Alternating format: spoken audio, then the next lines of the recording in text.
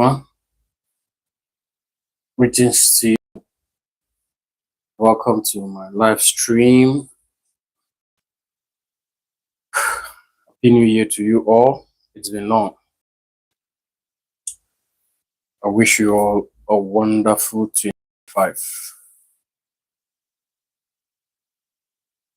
usual, if you have any question, please let me know,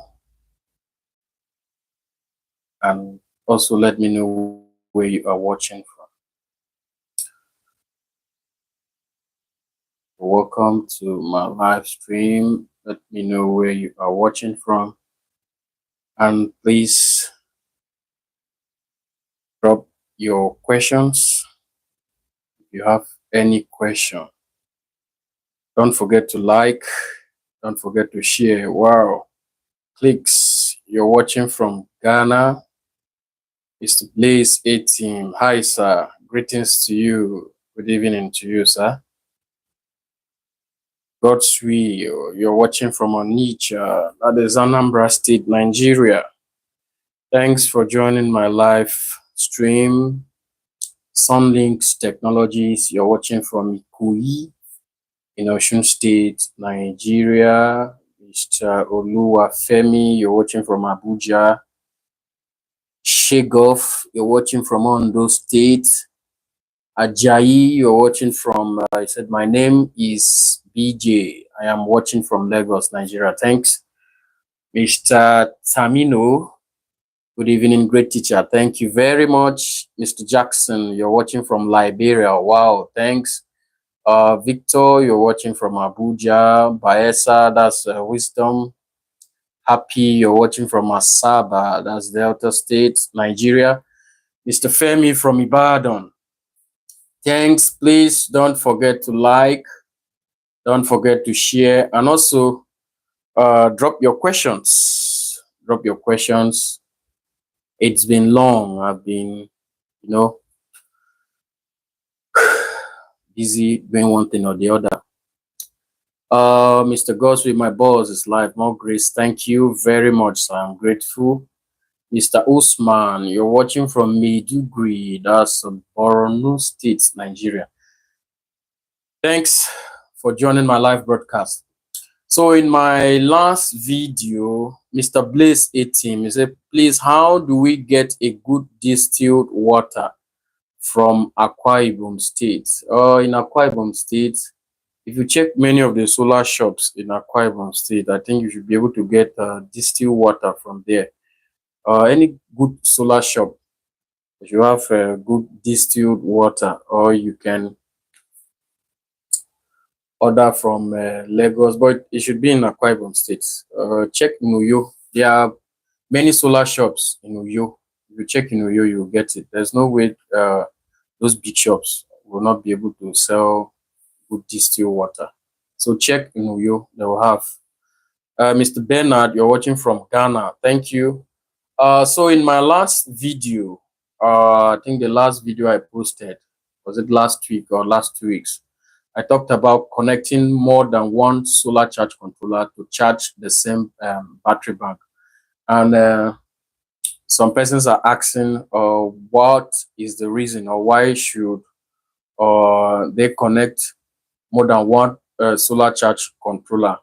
Now there are many reasons, or there are a few reasons why you can connect more than one solar charge controller to charge the same battery bank. Now, for example, if you are using a hybrid inverter, the hybrid inverter has an inbuilt solar charge controller. All solar charge controllers, whether PWM or MPPT, they have their maximum rated PV input power. So you're not expected to exceed that maximum PV input power.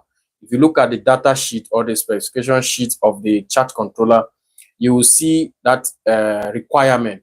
So for example, if you have a hybrid inverter and that hybrid inverter can only take maybe 5,000 watts of solar, but you have a very large battery bank, and the 5,000 watts of solar panels will not be able, solar panel power will not be able to charge your battery bank. So it means you need an external charge controller. You need an external charge controller so that it will add up with the inbuilt charge controller of your hybrid inverter. Now, when you are adding more than one solar charge controller, you can add one, two, two, three, or four, depending on the size of your battery bank. You should make sure that the total current coming from the combined, that's the combined current from charge controller 1, 2, 3 to N, depending on the number of charge controllers you're connecting, should your battery bank should be able to handle that current that is coming from the combined current from the solar charge controllers. Your battery bank should be able to accommodate that current, because all battery bank also, they have their own specifications. So your charging current should not exceed the C rate, that is the C rate of that battery. Your charging current should not exceed your the C rate of that battery, else you will destroy it. So it depends on the design, and you try to match your design with the specifications of the solar components you're using, from your panels to your inverter and every other component. So another reason is if you're having shading. If there's shading, you can decide to face install the solar panels to face a different direction. The other panels will face, that's the array, will face a different direction. By so doing, you will connect the panels that are facing a different direction to a different charge controller, connect the other panels to a different charge controller, so that when the sun is facing these other panels, they'll be able to harness. If it is facing the other side, the other panels, the panels will still be able to harness the power. Then if there's shading, one side of it will be affected, but the other one will still be charging because of the additional charge controller that you have. So it depends on your system. Let me see if I have Mr. Samuel says, please, sir, my battery bank is not full. Since what type of batteries are you using? Is it lead acid batteries or lithium battery? Now, if your battery bank is not fully charged, because the thing there is, if you have a battery bank, if you use it in the night, during the day, your solar panels should be able to charge that battery bank back to 100%. If it is a lead acid battery and you cannot charge it to 100%, that battery will not be able to equalize. Then if it is lithium battery, the cells of that's the voltage of E cells, they will not be at the same voltage. So if you have enough solar panels and they are charging your battery bank to 100% state of charge every day before you start using it again, it will help in prolonging the lifespan of your battery. So if your battery is not fully charged, you check your connections. If you have cleaned the solar panels, check your connections. At least if you have a solar system, you should have something like historical data. You should know from the day you install the solar panels, the solar system, this is the amount of energy on the average that the solar panels are generating. If that value drop, you should know that there is a problem. So you should check your connections. At times, you check the charge controller if it is still functioning very well. There are times I've experienced it. I think with the PWM charge controller, if you check the voltage, it will be reading that voltage is coming from the solar panels. If you check, you get the voltage very correct, but current was not flowing to the battery. So what I did, I have to disconnect the solar charge controller and reconnect it again. So I disconnected it completely from the battery bank, then I reconnected it, and the thing picked up and started charging the battery. So check your connections, check your charge controller if you're using an external charge controller. If it is a hybrid inverter, check the site settings on the hybrid inverter and make sure it is sending the required amount of current or energy to the battery bank. If you have a clamp meter, you can use it to check, to know the current that is flowing from the charge controller to your battery bank. So you need to check. But after checking and you know that your battery bank is okay, of course, if the cells of your batteries are weak, the battery will show you that it is fully charged. But once you remove the solar panels, it will drop back. You see the voltage dropping. That's the sign that the batteries are weak, they are becoming dead. So if your batteries are still strong and the solar panels are not charging it, like I said earlier, check your connections and the charge controller, and also check enough to generate the energy that will be able to fuel the battery bank. Then Mr. Tamino, sir, I installed 3.5 kVA Luminox 4 batteries and 330 watt panels, but it doesn't last. If it's not lasting, check the loads. What are the loads that you're connecting to the solar, to the battery bank through the inverter? So check your energy consumption. Check your energy consumption. You have you said you have 4 pieces. So check your daily energy consumption. You may be consuming more than the capacity of the battery bank, or you're consuming more than what the solar panels are generating during the day. And at times, if you're using the solar system during the day, as the solar panels are generating, you're consuming that energy. If the power that is coming from the solar panels is not enough, then nothing will be left, nothing will be stored in the battery. So at night, when there's no sun, you will not have anything that is stored in the battery. So your system will definitely shut down.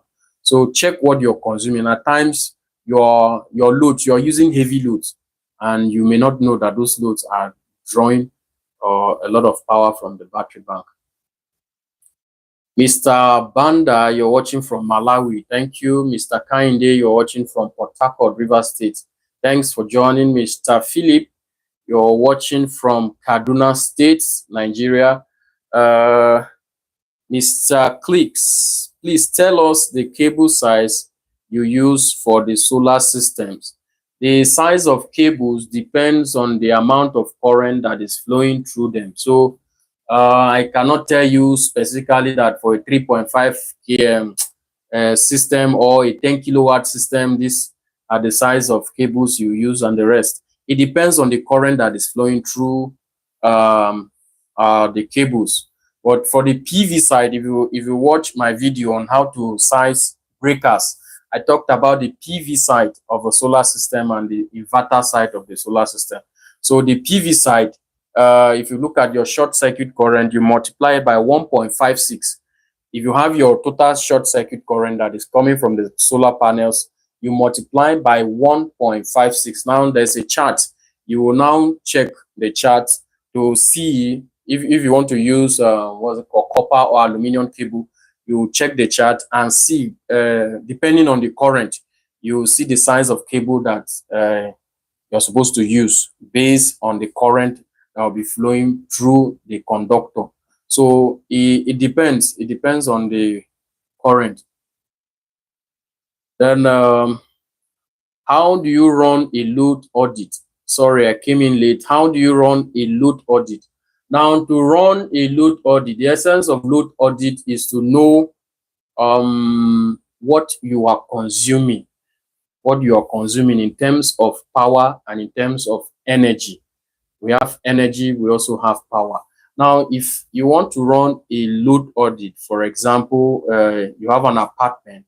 When you're running a load audit, you are not looking at the size of the building, whether it is 10 rooms, it is 5 bedroom, it is a 6 bedroom or whatever. That's not what you're looking at. You're looking at the what's it called? You're looking at the appliances that will be connected to the solar system. That is the appliances you want to use on the solar system. So when you know the appliances, you look at their power rating. What is their power consumption? So for example, if you have let's say a blender, and the blender is rated, for example, 300 watts or 350 watts, and you want to use that blender for, let's say, 30 minutes, or you want to use it for 1 hour, So you multiply that power rating by 1 hour. That's what we call runtime. There's a table. You prepare a table. You have a serial number. You have a description. That's the name of the appliances. Then you have quantity. You have a power. Then you have total power. Then after total power, you have runtime in hours. The power is in watts. Then after runtime in hours, you have another what's it called? You have another column. You what's it called? That one will not. The last one will be your total daily energy consumption. That one is in watt hour. So if you have the power rating of your appliance, now you know the number of hours you're going to use that appliance per day. You multiply the power rating by the number of hours. When you multiply by the number of hours, it will now give you the total daily energy consumption of that load. So if you want to design a system using that information for solar panels, for the batteries, and the charge controller, you will now depend on your total daily energy consumption. From your total daily energy consumption, you will be able to size the number of solar panels that you need.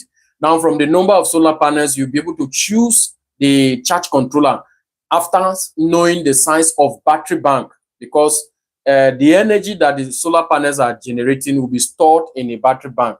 And from the battery bank, the loads that you connect to that solar system will take that energy from the battery bank, to the inverter will take that energy from the battery bank to power your loads. So you need to know your total daily energy consumption and the power rating of the load. Now, the power rating will now guide you on choosing the size of inverter that you need, because the inverter will now convert DC to AC. But if you are not using AC appliances, then you don't need an inverter. You need an inverter when you have AC appliances that you want to run in your apartment or in your house, in your garage, in your RV or whatever. But if you have DC appliances, you don't need an inverter. You can use a fuse box. You can use bus bars to connect your DC loads to the battery bank. So to prepare load audit, check some of my videos. There's one video, I think it should be up to a year now. How to carry out a load audit or how to prepare a load analysis table. I have been watching your video for some times now, and I always enjoyed your teaching. Thanks very much. And this make me to invest in solar inverter business. My question is, I have been having issues with issues with parallel. What are the issues? Please let me know, Mr. Johnson Ajayi. What are the issues? You said you have been having issues. Is it parallel connections? The parallel connection, is it with your solar panels or your battery bank? Then Unique Emmanuel, hello sir. Is it okay to mix a polycrystalline and monocrystal one of the same voltage and wattage in a solar system design or setup from Port Harcourt? Now, when you are wiring your solar panels in the same solar setup, in the same array, if you're connecting solar panels together, they should have the same specifications. So if they have the same voltage and they have the same current, if you connect them either in series or in parallel, you get the total output will be according to how you add them up. If you have 200 watts, two pieces of 200 watt, 200 plus 200 will give you 400 watt. So whether you connect them in series or in parallel, you still have 400 watt. Now you have monocrystalline and polycrystalline. You should make sure that they have the same specifications, But normally it is ideal that when you're connecting either panels or batteries together, all of them should have the same rating, the same I don't know how to put it, Is it the same characteristics or the same qualities? So if you have a mono, you have a poly, and they have the same voltage, that's open circuit voltage, short circuit current, you can, their maximum power voltage, maximum power current, and their power rating is the same, you can do it. But when you connect, you should check your total power output. If the panels are 300 watts, you should be expecting 600 watts. But you should know that ideally you cannot harvest 100% of the rated capacity of a solar panel because of many factors, temperature, shading, a lot of things. So you may not be able to get that 600 watts. So if you take 65%, at least those, if they are good quality panels, they should be able to generate up to 65% of their rated capacity. Then if you have good quality, that is quality solar panels like the Canadian panel, Trina, Jinko, and the rest, those quality panels, most times, like the Canadian I love using Canadian panels. If at times they produce more than even their rated capacity, the intensity of sun is high. Those kind of panels, when you install them, you are rest assured that your energy production will be okay. They won't mess up them or your design. So when you do the connection, use your meter, if you have an energy meter, DC energy meter, watt meter, you can check what the panels are producing to see if it rhymes with their total power output. Then Ajayi says connection with series. Mr. Ajayi Johnson, you are having issues with the series connection. For solar panels and even batteries, we have series and parallel connection. Then we also have series parallel connection. Now, when solar panels are connected in series, what happens is that the voltage will double. If you have a solar panel, and the open circuit voltage of that solar panel is 40 volts. Now, if you connect those solar panels in series, by series I mean you have solar panel A and solar panel B. You carry the positive of solar panel A and connect with the negative of solar panel B. Once you do that, you have connected those solar panels in series. That is positive to negative. Positive of panel A to negative of panel B, you have series those solar panels. Now, when those solar panels are connected in series, their voltage will double, their voltage will increase. So the total output voltage of the series connection will be 80 volts because each of them, their open circuit voltage is 40 volts. So if you connect in series, the total voltage will now be 80 volts. That is series connection. Then we have parallel connection. For parallel connection, now for the series connection, when voltage increase, the current will remain the same. For example, their current is maybe 10 amps. If you connect in series, you have 40 volts, but the current will remain 10 amps.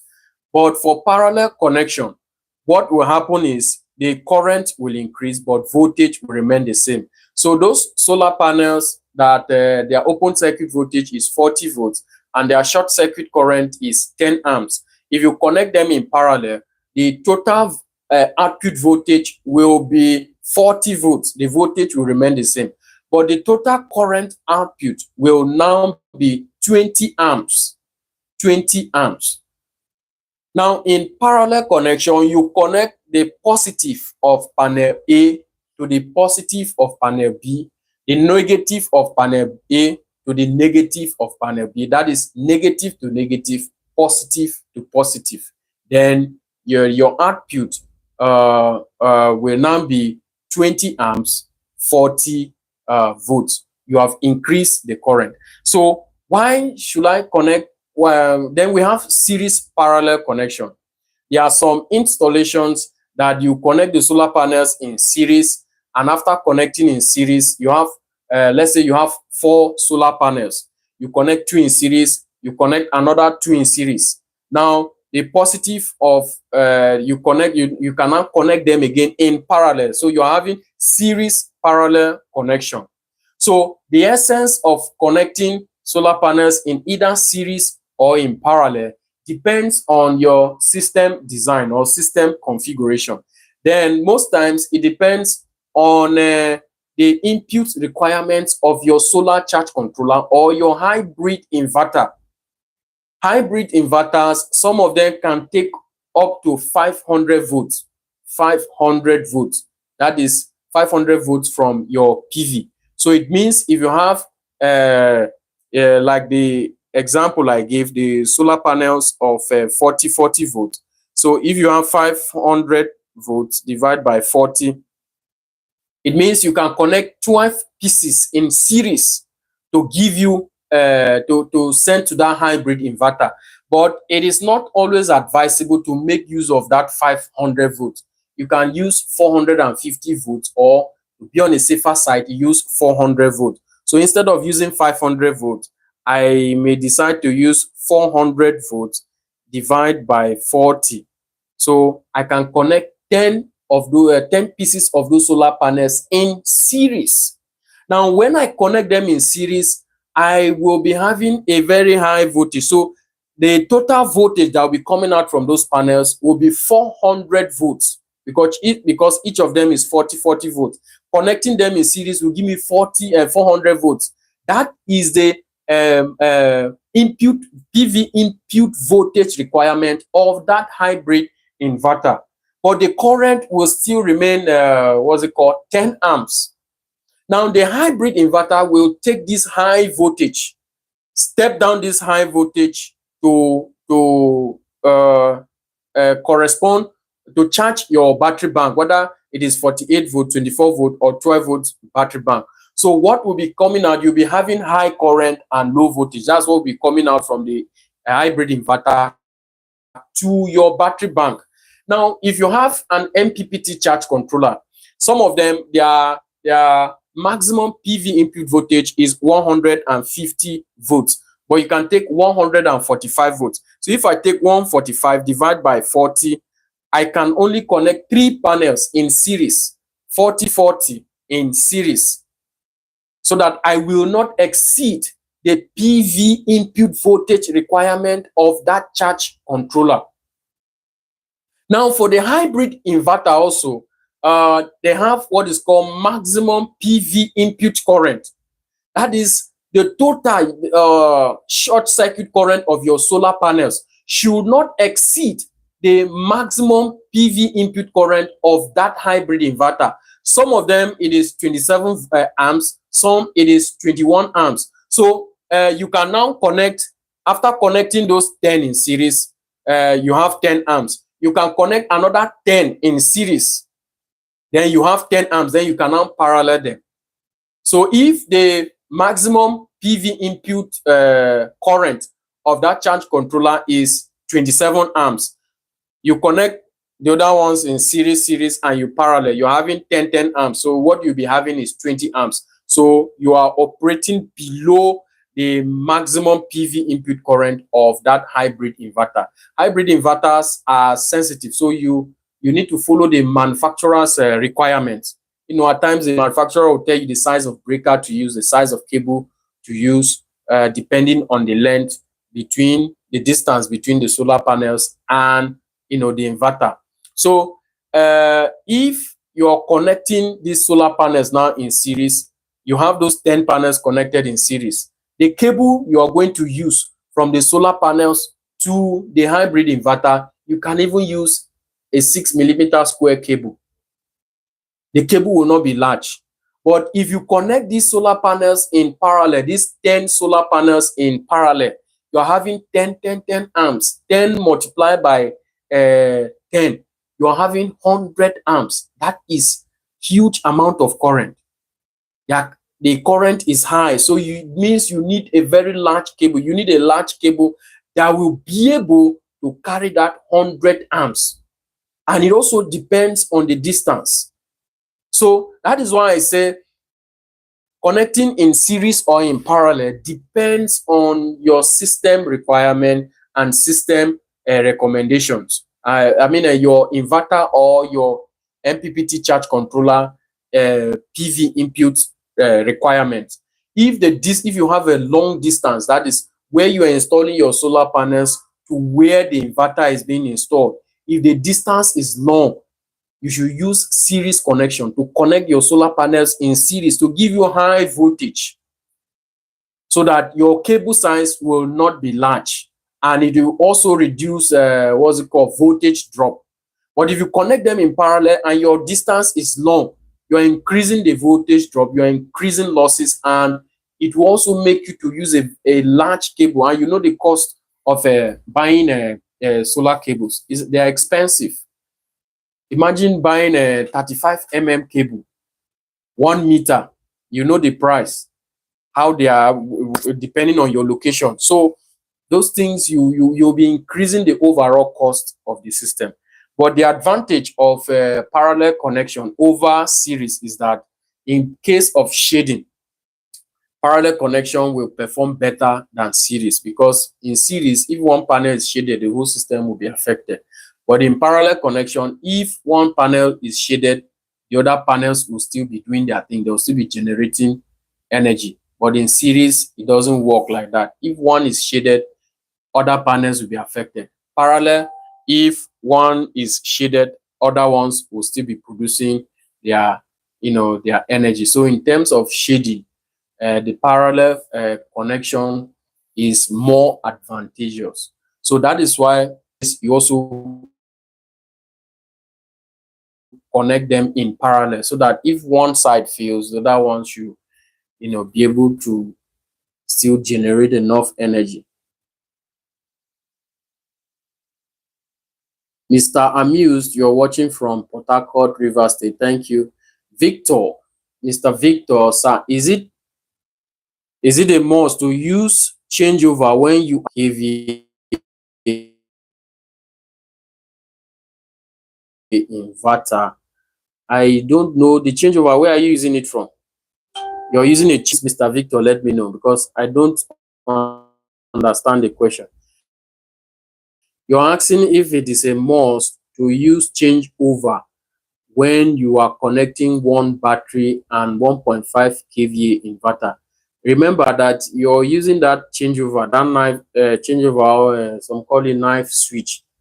You're using it, for example, if you an existing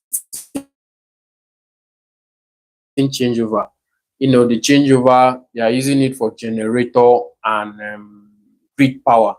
Grid power in Nigeria, we call it NEPA or PHCN.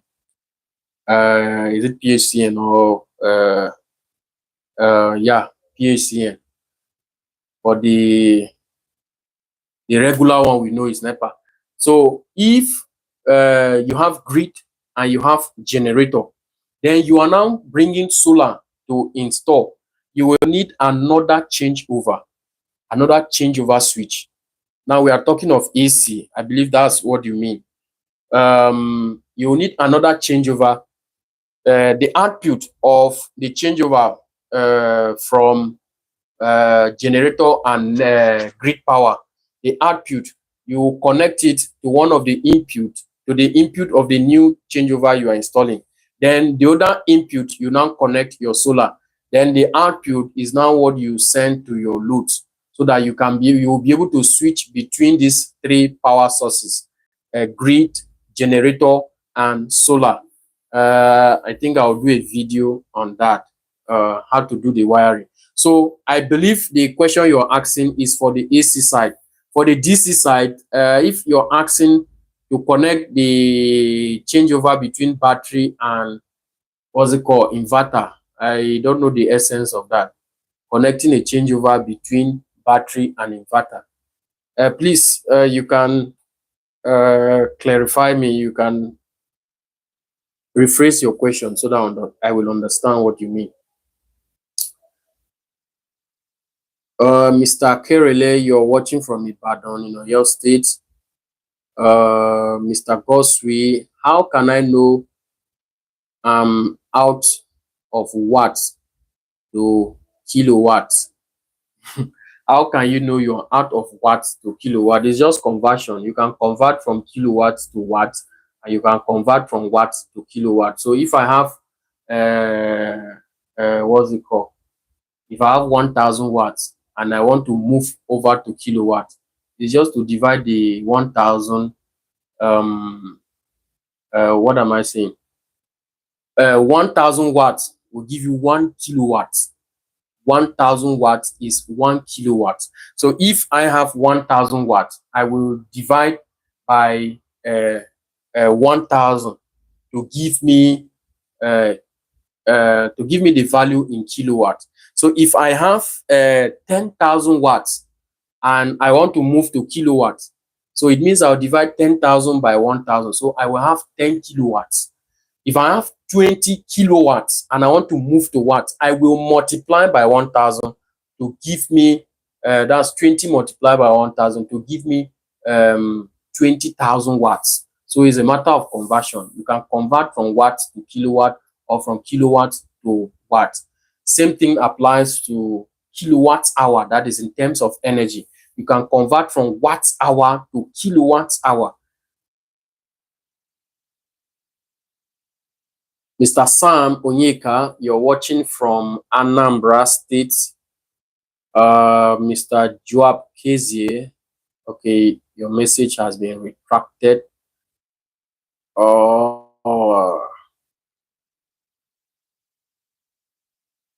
I have Mr. Olisa. You're asking if there's a video in my catalog that discussed load audit. Yes, check. The videos are far. They're like 1 year old or more than a year now. You were about 12 months. So check. I have a video on load audits. Mr. Jibrila, you're watching from Yola, Adamawa State.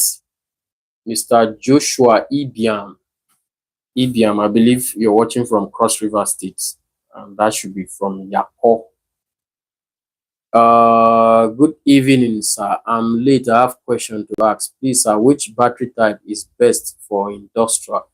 Which battery type is best for industrial? You know, technology is advancing every day. If you want to use a solar power system for industrial application, because industrial application you need high energy and you need high current. I advise you go for lithium battery.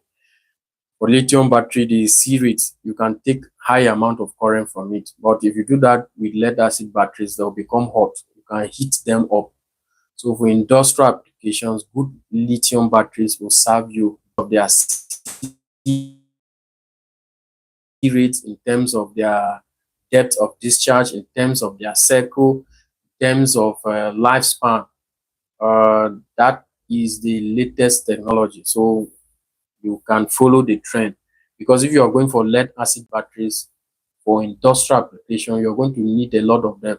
So they are going to occupy a lot of space, and maintaining them, for example, you're having flooded batteries, maintaining them will not be easy. These tubular batteries, maintaining them will not be easy. Coming to, refuel, do this and that, no. But if you have lithium batteries, they will serve you better for industrial applications. Mr. Taufik, you said you have 1000 watts inverter. Okay. That's 1 kVA, depending on the power factor of the inverter.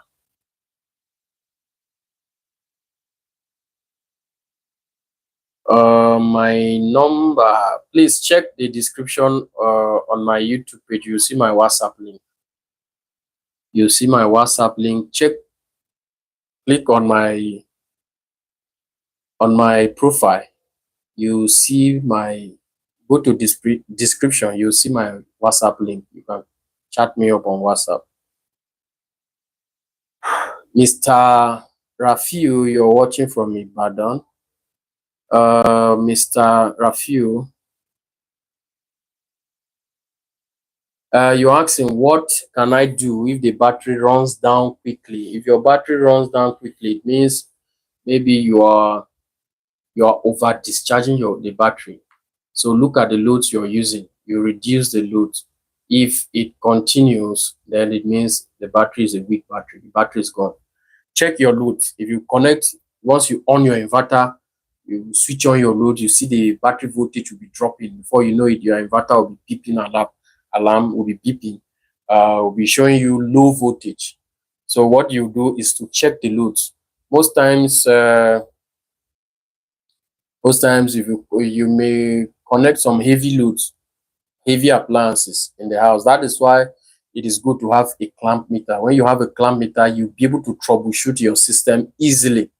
Mostly this issue of batteries running down quickly. So once you use your clamp meter, you can know the current, the amount of current that the inverter is drawing from the battery bank. So there are some loads that you may not know. Even when they are on idle mode, they still draw a lot of power. So some of those loads you may not know. So check your loads, reduce the loads, and see if it continues. Then it means the batteries are weak, they are dead. So you need to replace them. And when you are replacing, don't mix old batteries with new batteries.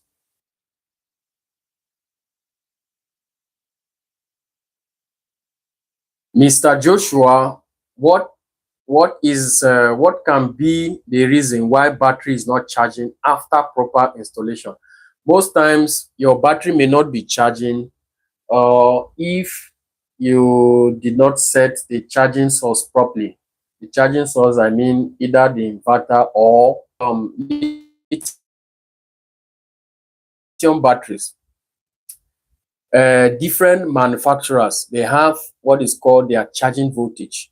So some of them it is 57.6, some it is 58.4.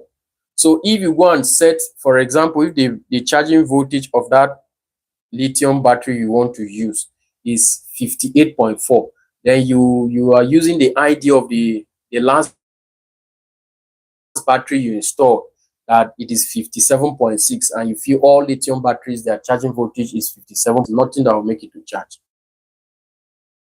It will not charge. If you like, connect any number of solar panels to it.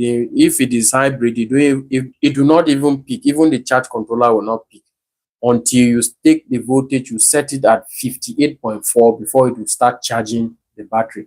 So look at the charging recommendations or requirements of that battery, so that you can set on either the inverter, if you're using a hybrid inverter, or the charge controller. So at times you do your installation very neat, but the system is not charging. Most times it is the charging voltage. Go to the settings of the inverter or your charge controller. And also, before you do that, look at the manual. That is why if you're buying a battery, the battery should come with a data sheet. It should come with a manual. So inside that manual, you see the specifications of that battery, the requirements, the charging and discharging requirements of that battery. Some will even tell you the C rates. They will tell you the maximum current you can use, and the recommended current you can use to charge that battery. So when you do your settings according to the manufacturer's recommendation, that battery will last long, to last very well. So check the settings on either your inverter or your charge controller. And also make sure you go back and check your connections, mostly your solar power connections. At times there's a way you do your connection, maybe it's a 48 volts, and you're using your solar panels, maybe their VOC is what's it called? Their VOC is like 45 volts, and you are connecting, you connect those panels in such a way, maybe in parallel, and you want to use them to charge a 48 volts battery bank. That voltage will not be able to charge that battery bank. Will not be able to charge. So look at your connections. Look at your connections. If you are sure of the connections, you use your digital multimeter to check your output voltage. It is okay. and you need to look at the charging specifications or recommendations of the battery, and you set your charging source, inverter or charge controller accordingly.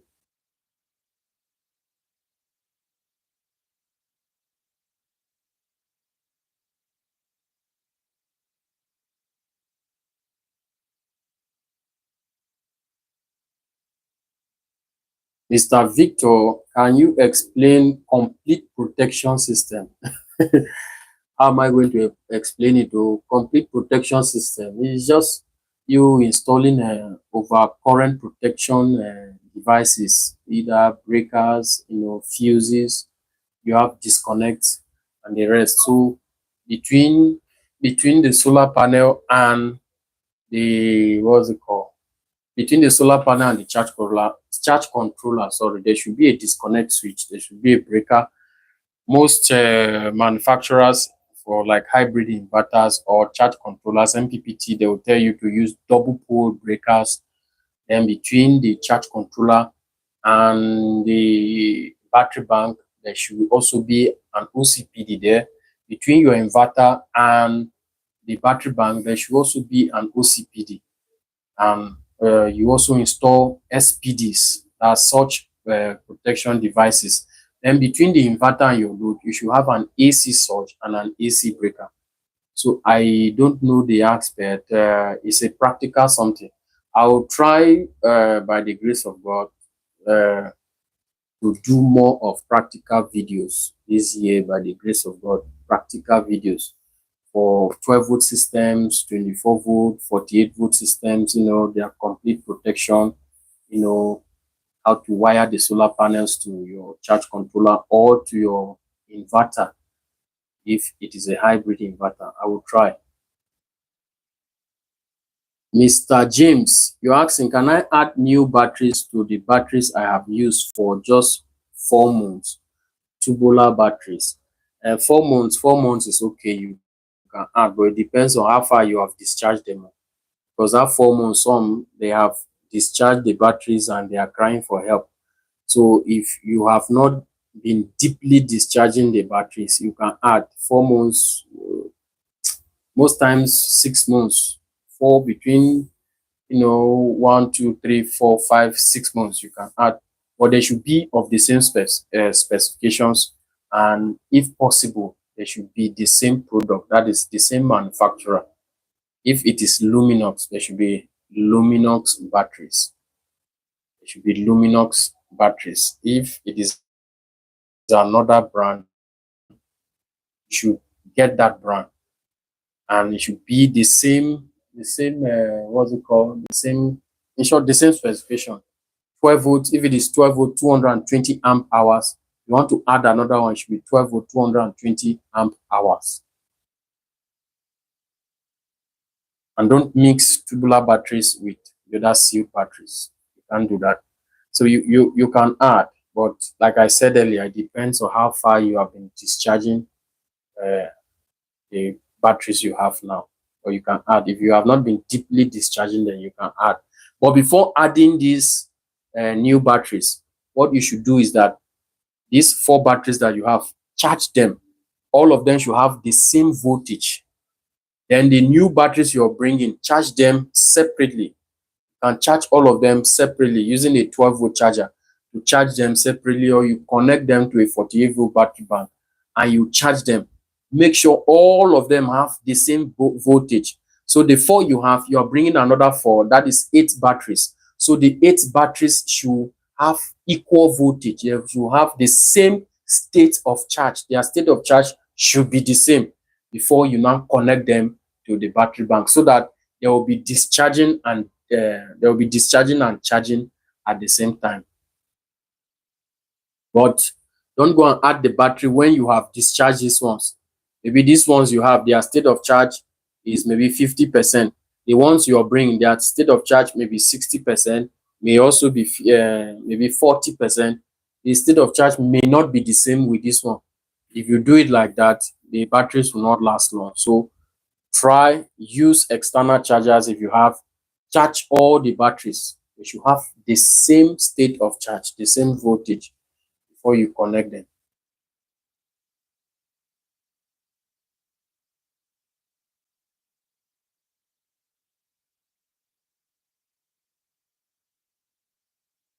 Uh, this is Michael. Hello, Chief. I am in Benin and want to start a farming business with my brother.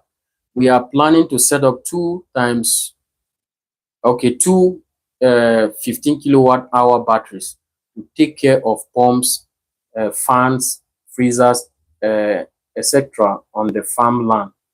Uh, do you think we should go for one inverter or one inverter, and will you recommend a hybrid or non-hybrid inverter? Going for one inverter or two inverters depends on your load.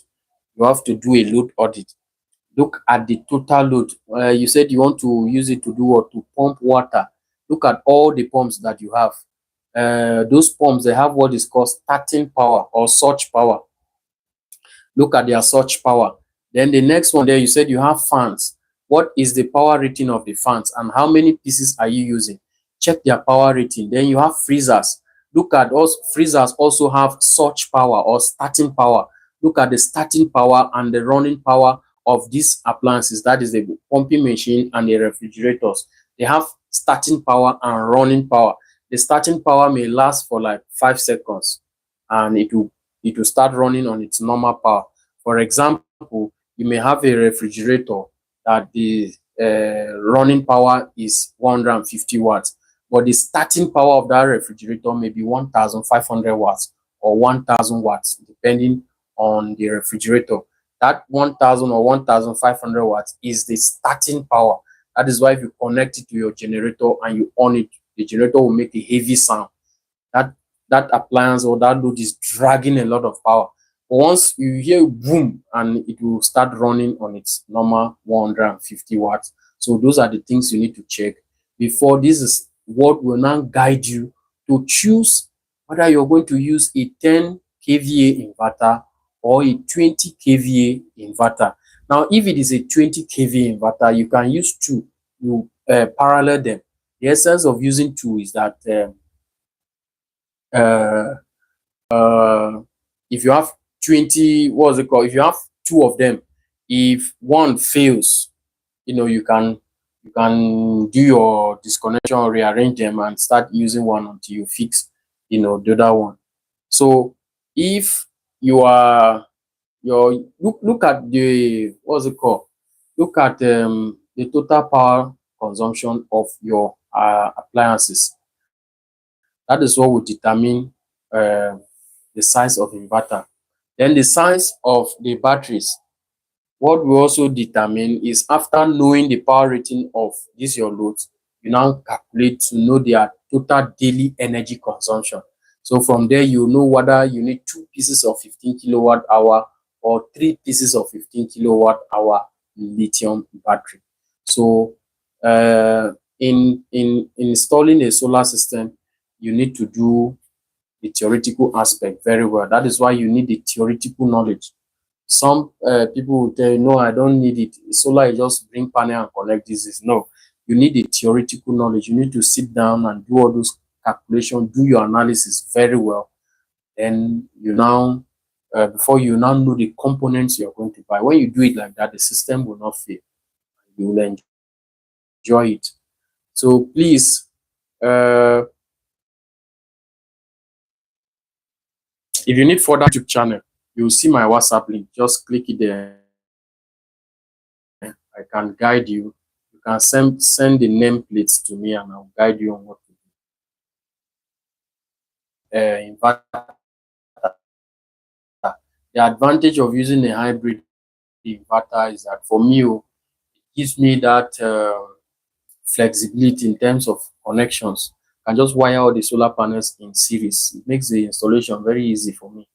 I wire them in series because some of the hybrid inverters, you can send high voltage from PV to them, and you use smaller size of cables. But if you're using hybrid, they should be of good quality, and if you're buying inverters, at least they should have the company should have their service center close to where your country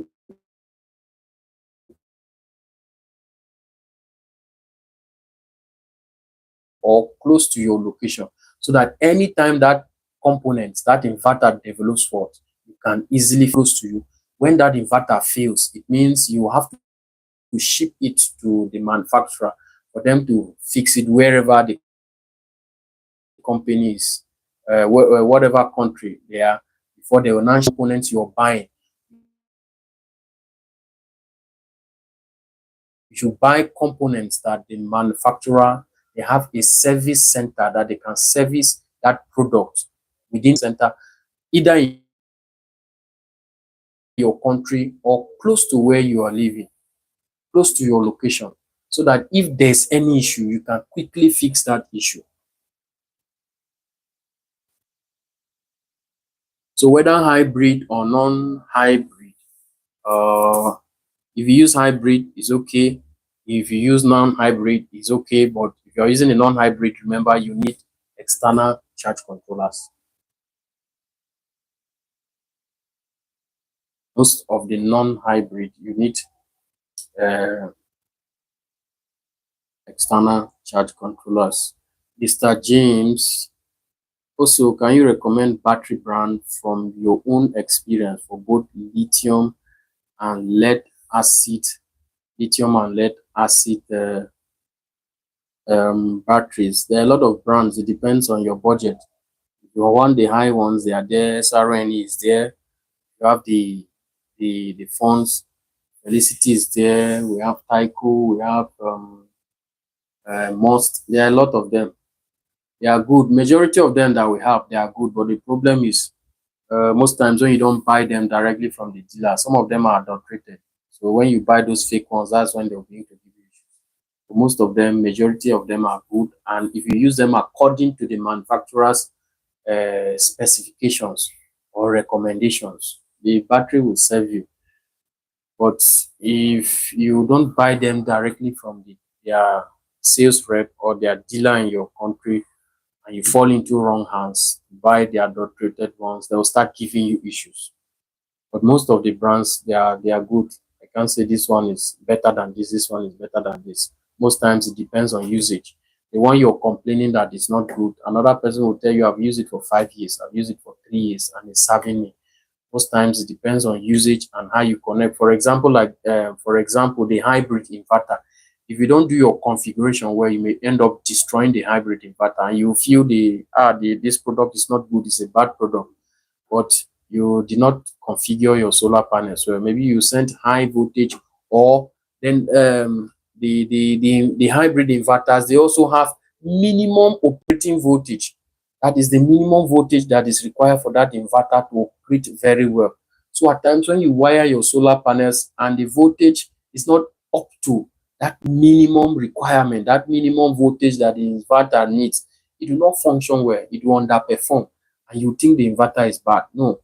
And most times the issue is we have with that is that we don't read our manuals. We don't read the manual. The manual is the mind of the manufacturer. So read the manual, you see the specifications, you see what the manufacturer wants you to do, how he wants you to install his device. So read it. It will help you and it will guide you very well.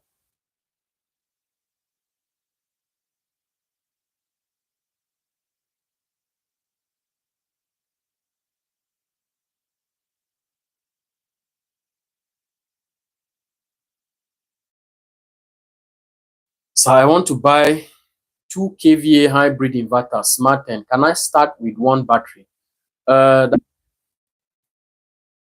DC input voltage of the inverter. If it is 12 volts, if the inverter is a 12 volt inverter, ask the dealer, what is the voltage? Is it a 12 volt or 24 volt inverter? If the 2 kVA inverter is a 12 volt inverter, then you can start with one battery. But if the inverter is a 24 volt inverter, whether it is Smart 10 or any other product, if the inverter, the DC input voltage of that inverter is 24 volt, batteries connected in series for that inverter to start to give you 24 volts. But if it is a 12 volts inverter, it means you need a single unit of 12 volts battery. But if you have 6 volts batteries and you have a 12 volt inverter, It means you need to connect those 6-volt batteries in series to give you 12. Their capacity in amp hours is always very high. There are 2-volt batteries that we have 2-volt 1000 amp hours batteries. Some are up to 1800, some 1500, some 2-volt 800 amp hours, or 6-volt 800 amp hours. But you need to connect them in series to give you 12-volt, 24, or 48-volt. Now, if you have 2-volt batteries and you have a 48-volt battery bank, it means you need 24 pieces of these batteries to give you 48 volts. You connect these 2 volts, 24 pieces of them to give you 48 volts. So always check the DC input voltage of your inverter. That is what will guide you, depending on the batteries you have or the type of batteries you want to buy. Whether it is 12 volts batteries, if you look at the DC input voltage of the inverter, if it is 12 volts, you can start with one battery. If it is 24 volts, it means you need 2 batteries minimum. If it is a 48 volts inverter, it means you need a minimum of 4 12 volts batteries connected in series to give you 48 volts.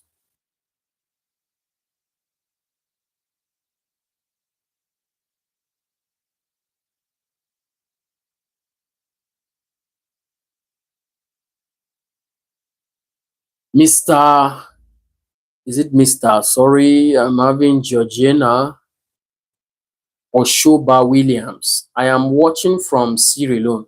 How many 250 watt solar panels do I need for 8 solar batteries of 200 amp hours? What is your battery bank voltage? Is it 24 volts? Is it 12 volts? Or is it 48 volts? Please, Georgina, I don't know whether it is Mrs. or Mr. Sorry. Uh, please let me know what is the voltage. What is your battery bank voltage? Please let me know your battery bank voltage. Then Mr. Kolawole Ibrahim, how many watts mono solar panel will I use, sir? Did Smarten hybrid, a 2 kVA hybrid inverter come with inbuilt charging controller, or I should buy extra charging controller? It has a hybrid inverter. What am I saying? It has an inbuilt charge controller. So look at like what I've been saying. Look at the specifications of the charge controller. You will see what is written there: maximum PV input power. So if you know the maximum PV input power for 12 volts, for 24 volts, and for 48 volts, you will be able just divide it by the wattage of the solar panels you're using.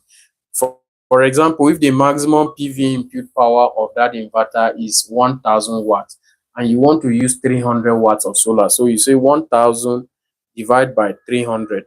So you need 3 pieces. It is 3.3. You cannot go above 3. So you cannot approximate it.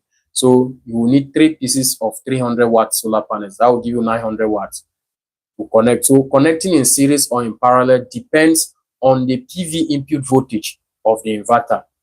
So you need to take that into consideration. That is what will guide you. And when you're connecting, or when you're buying the panels, or when you're sizing the panels, you also need to look at the battery bank. What battery bank are you using? Is it 12 volt, 24, or 48 volts battery bank? Mr. Michael, thanks for the info. We are thinking of lithium ion, and the rough load estimate is about 4,000 watts with about 10 kilowatt of 10 kilowatt of total daily usage and days of autonomy of is it 5 days or 5 days? I appreciate it again. You're using okay, your total load capacity is 4,000 watts. If it is 4,000 watts, a 10 kVA inverter can go, but like I said earlier, you have to look at the starting power of your pumps. If you have your pumps, you will not need to switch all of them at the same time.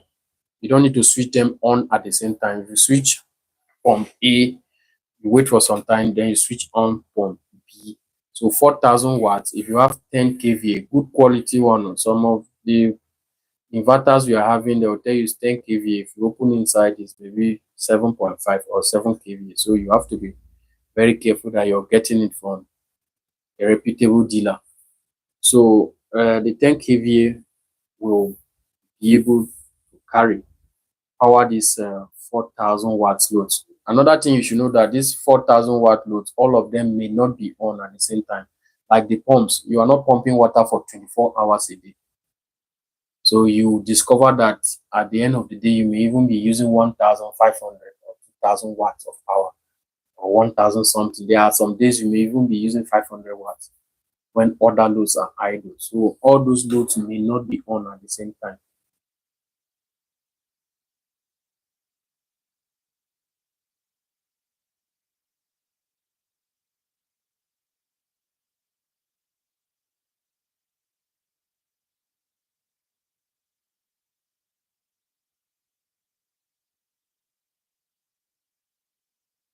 You're asking Mr. James, between the high frequency, that's a hybrid inverter, and using an external charge controller, which one charges faster? From my own experience, my own personal experience, they charge according to their specifications. They charge according to their specification. If you have the one that is 80 amps and another one, the hybrid is 80 amps, the inbuilt charge controller is 80 amps, and the other one, the MPPT, the external charge controller is 80 amps. If you connect them, you give them the required power, they will be performing the same. Most times the difference is just small. That difference is based on the monitoring device that they have. The accuracy in terms of measurement of voltage and current, they may differ, but the difference may just be small. So all of them, they perform well. Like I said earlier, they perform well. It depends on your connections and your configuration. When you want to buy a solar component, whether it is hybrid or solar charge controller, from your design, you already know what you want. So you're picking the data sheet of those components to see whether they match with your own design.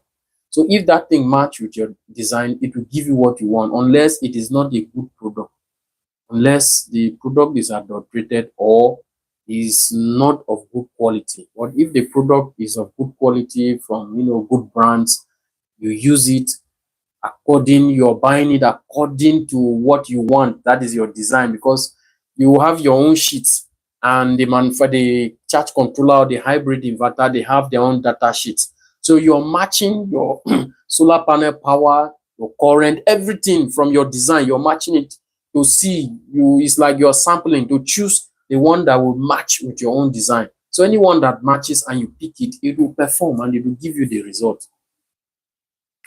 The reason why I'm saying this is most times when you go to the house of your neighbor or you visit someone, you see the person this thing performing, you say this one is the best. Hybrid is better than what's it called? External charge controller. Or you go to another person, you see external charge controller perform, you say, external charge controller is the best. Most times you don't even look at the system configuration. Look at the system configuration. Is it the same with your own? The battery bank, is it of the same size? The connection, look at the configuration, the size of panels, the quality of the panels, the quality of the materials. Look at them. When you look at them, that's when you see that, this thing is because of this. That's why this one is not performing.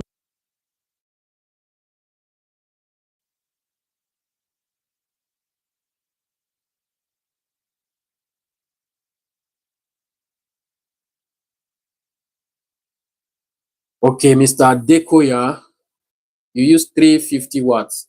The solar panel, is it PWM or MPPT? You said it's not working again. So is it PWM or MPPT? And what is your battery bank voltage?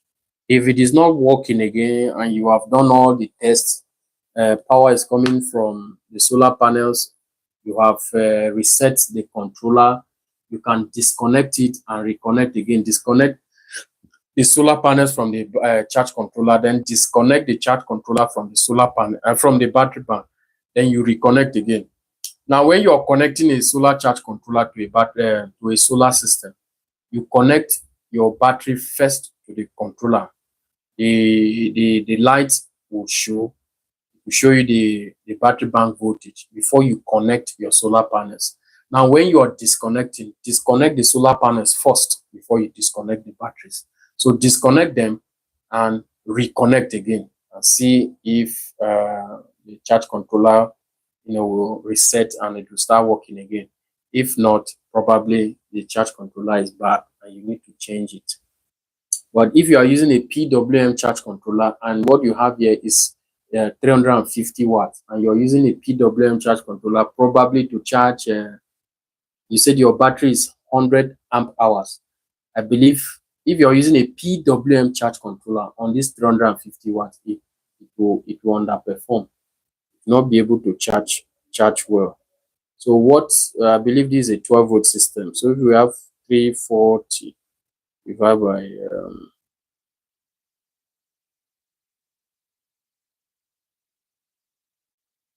so check let me know whether it is PWM or MPPT. For this high wattage panel, if you are using it for a 12 volt, most times they don't charge the battery bank very well. The charge controller will not function very well. Yes, you're using MPPT, but if you're using PWM, you should use 12 volt panels if it is a 12 volt system.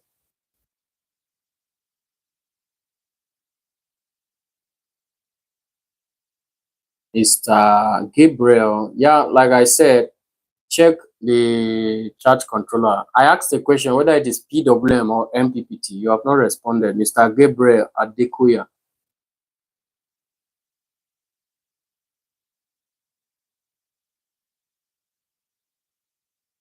Okay, you said around December you heard a spark sound, and since then the power that is being retained by the battery is not much. Check the system very well. There should be a problem. If you heard a spark sound, probably from the charge controller, maybe it is burned or it is bad. And if that happens, you won't be able to charge the battery. So you need to replace it. You can try with another charge controller, get another charge controller and connect to the battery bank, connect your solar panels and see if it will work.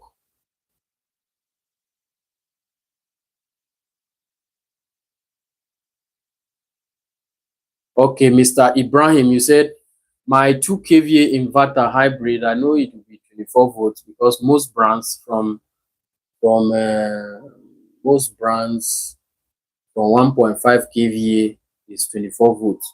Most brands. So we have other smart control, what's it called, inverters that we have them up to 3,000 watts, but they are still 12 volts. So, sir, my 2 kV inverter hybrid is 24 volts. I don't have enough to buy 220 amp hour battery at once. Can I buy one and add another one later? I want you use it for charging business. It's not about buying one. Even if you buy one, that inverter will not on. There's nothing that will make that inverter to on. It's a 24 volt inverter and you're connecting 12 volt to it. It will not on now. The inverter will not recognize the voltage. Rather, what you can do is, instead of buying 220 amp hour battery, buy 2 pieces of 100 amp hour battery. 2 pieces, 12 volts. Connect them in series. You will have 24 volts, 100 amp hour battery bank. So later on, you can upgrade when you have money. But for now, having one unit of 220 amp hour, 12 volts, in fact 12 volts, and you want to connect it to a 24 volts, you're having 24 volts and you want to connect 12 volts to it, the inverter will not pick, it will not on. And if you have a 24 volt battery bank, you cannot connect a 12 volts inverter to that battery bank. You may end up burning that inverter, destroying the inverter because the voltage is higher. But in this case now, the voltage is lower, so the inverter will not even sense the 12 volts. It do not sense, so it will not on, because most of the 24 volts inverter, their low voltage disconnect is about maybe 23 volts, some even 22 volts. So the 12 volts is far low. Even if that battery is fully charged or you charge it with the float voltage, at times you'll be reading 14 point or 13.5 depending on the product. It's not even up to 20 something volts that the inverter will sense. It cannot sense. It will not work. Let's not just stress ourselves. It will not work. If you want to use 220 amp battery, 12 volts, you need two pieces minimum. Connect them in series to give you 24 volts. But if you cannot afford them, you buy 100 amp hour battery, 100 amp hour battery, 12 volt, 100 amp hour battery, 12 volts. Connect them in series. They will give you 24 volts, and your inverter will peak.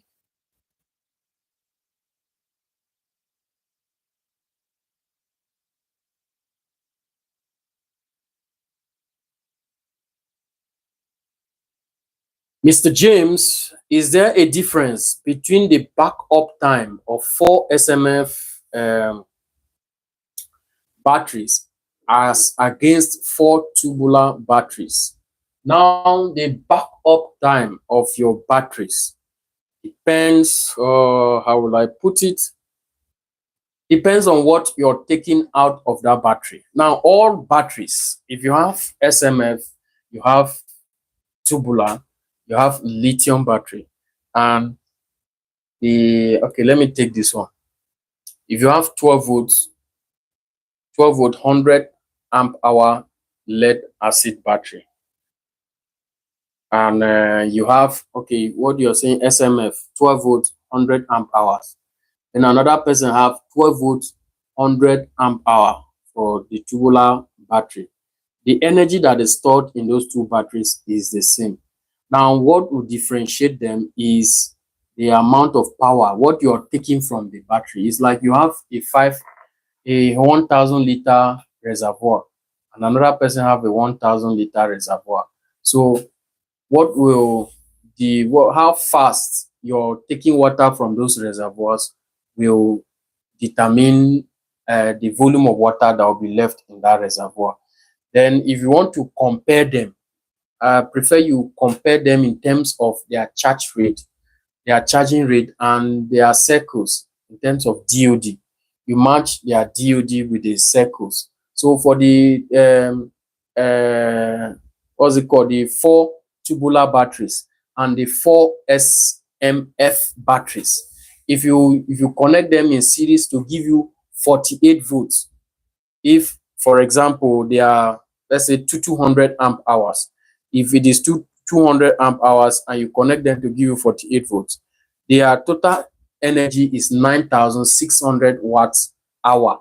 But you know that these are lead acid batteries. Because they are lead acid batteries, the recommended depth of discharge is 50%. So you can only use 50%. That's the usable energy.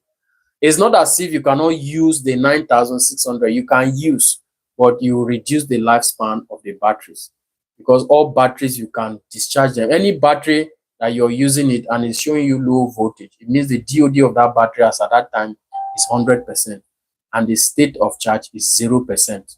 So you can completely deplete a battery, any battery. So once you drain it completely, the difference with lithium batteries is that they have built-in PMS, that is batteries management system. So those things have already been programmed to a set voltage. Now, when it gets to this percentage shutdown, don't discharge more than 80%. So that is why you see some lithium batteries, they tell you that DOD is 80%. Some will tell you it's 90%. Some will tell you it's 95%. But for lead acid batteries, there is no control measure like that. Although you can set your inverter to do that control, set the low voltage disconnect, that when it gets to this set voltage, it should shut down. The inverter can do that. So in terms of energy storage, the two of them are the same. Then in terms of discharging, there's what we call C rates. So if you want to know their difference, what is their C rate? What is the C rate of the SMF batteries? And what is the C rate of the tubular battery? The C rate will tell you the amount of current, the charging and the discharging current, and how long it will take. If you discharge at this C rate, how long the battery will last. If you charge at this C rate, this is how long it will take to charge the battery. So those are the things you have to look at.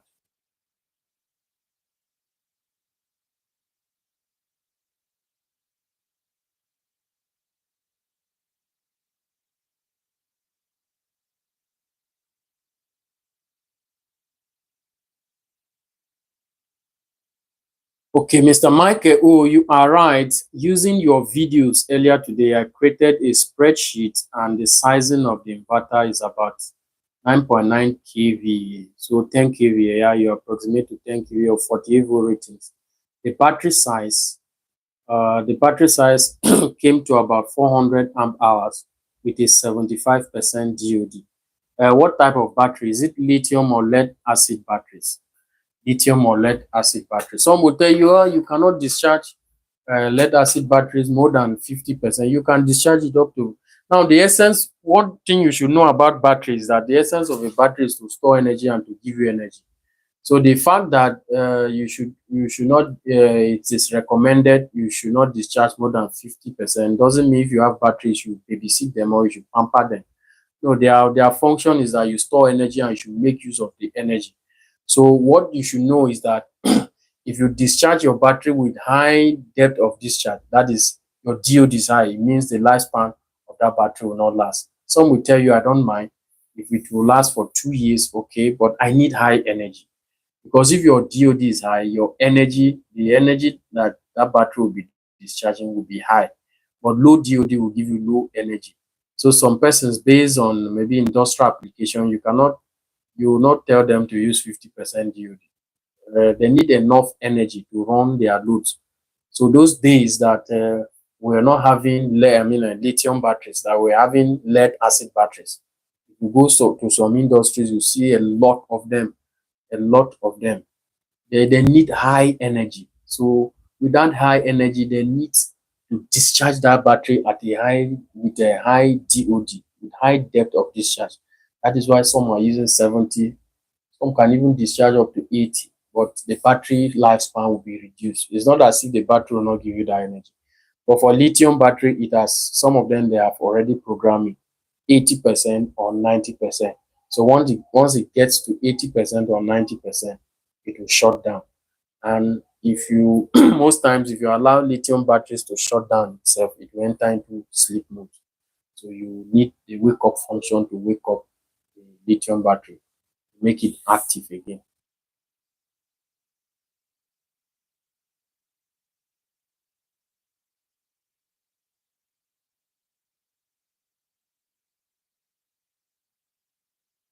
Yeah, Mr. Michael, oh, it's still a good idea. Thanks. You said my videos have been helpful. Thank you very much. I'm very grateful. So it's still a good idea. You can use two pieces of 10 kVA inverters, connect them in parallel to give you 20 kVA. And do a parallel connection and you use them, what's it called, your 15 kilowatt hour battery. But um, having 20 kVA, it all depends on your load. If you don't have much loads, there's no point going for high capacity of inverters, unless you just want to keep one in case one gets bad. You don't need to waste time. You just switch it to put there and serve you until when you fix to that one.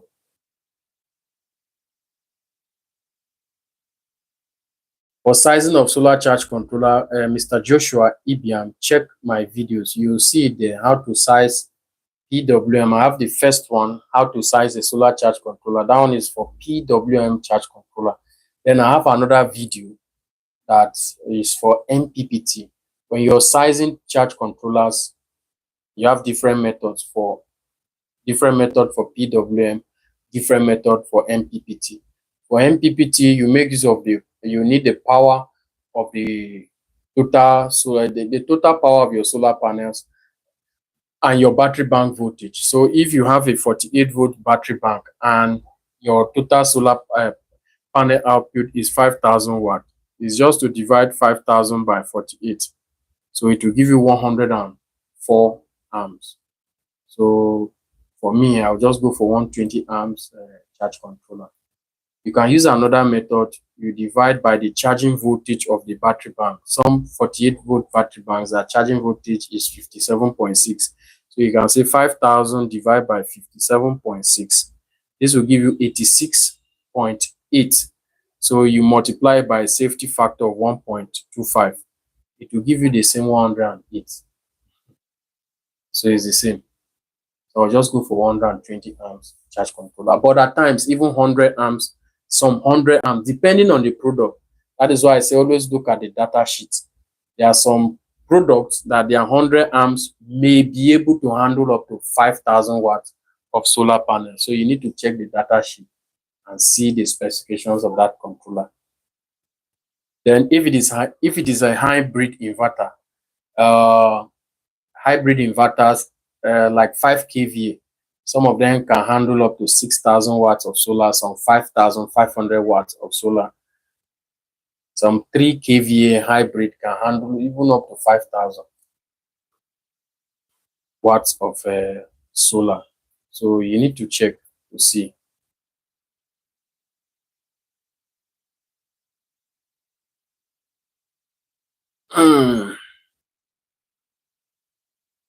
Let me take just 2 questions. We call it a day till another time. Okay, for the PWM, you want to size a PWM charge controller, you're looking at you look at the solar panel power. That's the total panel power output. Your solar panels, their total power. You look at the total power and the maximum power voltage of the solar panels. Because the PWM charge controller, the voltage, that's the battery bank voltage. Your battery bank voltage will always correspond with the charging, that's the charging voltage.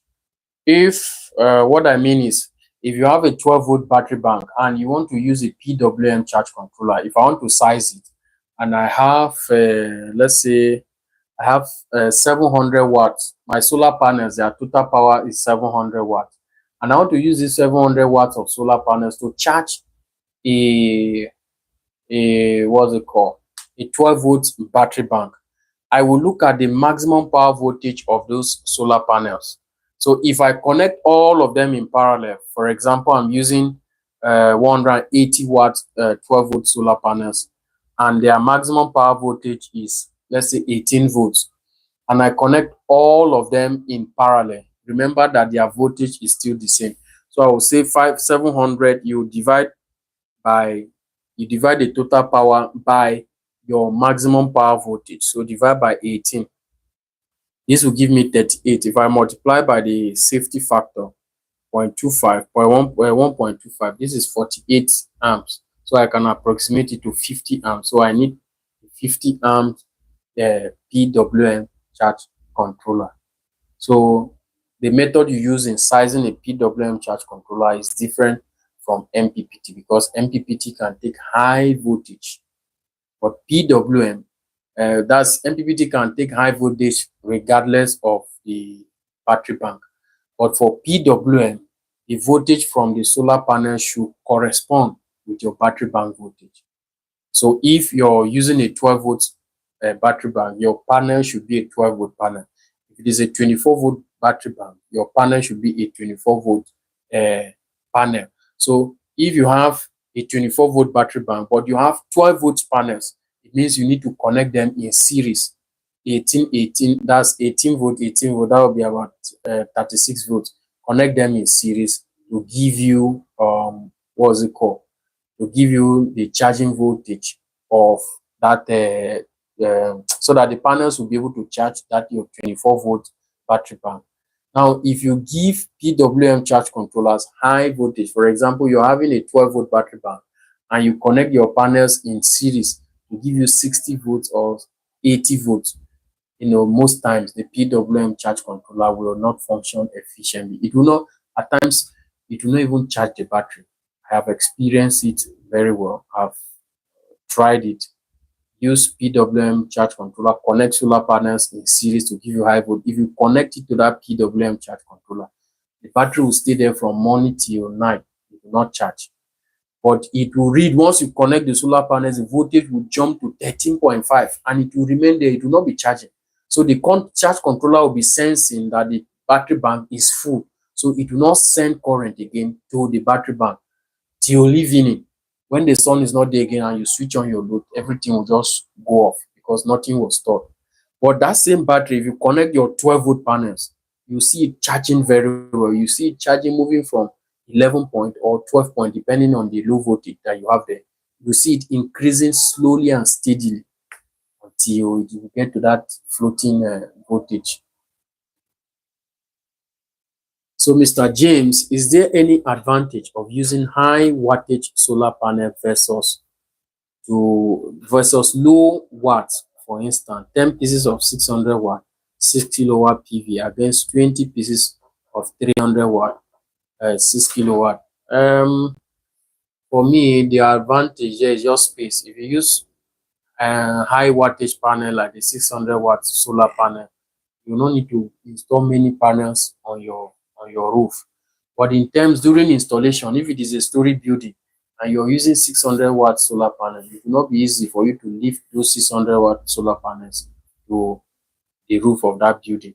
But if you have 300 watt solar panels, lifting them will not be, a much problem to you because they have lightweight compared to the 600 watt. So the 600 watt can save you a lot of space. Instead of having many panels, 300 watt, 20 pieces on the roof, you can just use 10 pieces of 600 watt solar panel. But you should know that they are very heavy. So when lifting them to install on a roof or on a story building, it will take you have to do a lot of work. So that's just it. Because if you connect them, so long as they are good quality panel, they'll still give you the same power output.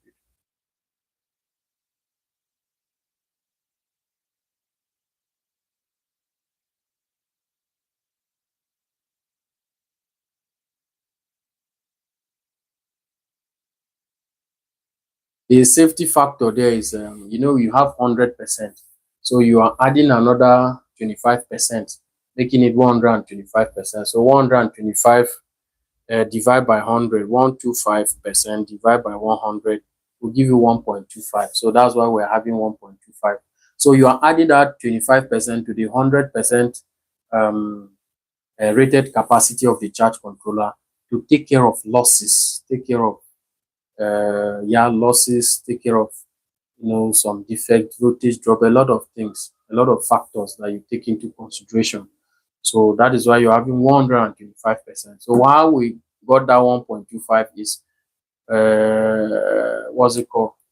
125% divided by 100 will give you 1.25. So thanks very much. Thanks for joining my live stream. This is the first live stream for the year 2025.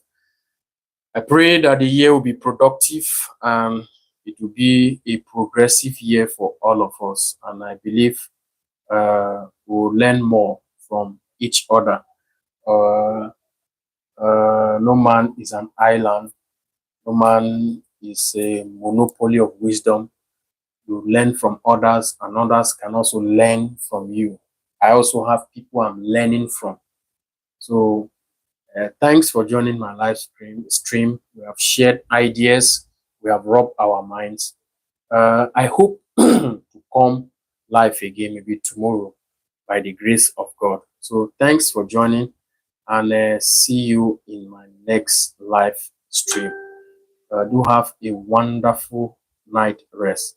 Thanks very much. If you want to reach me on WhatsApp, my WhatsApp number or link is on the description on my YouTube channel. Thanks very much. You have a lovely night rest and God bless you. Thank you.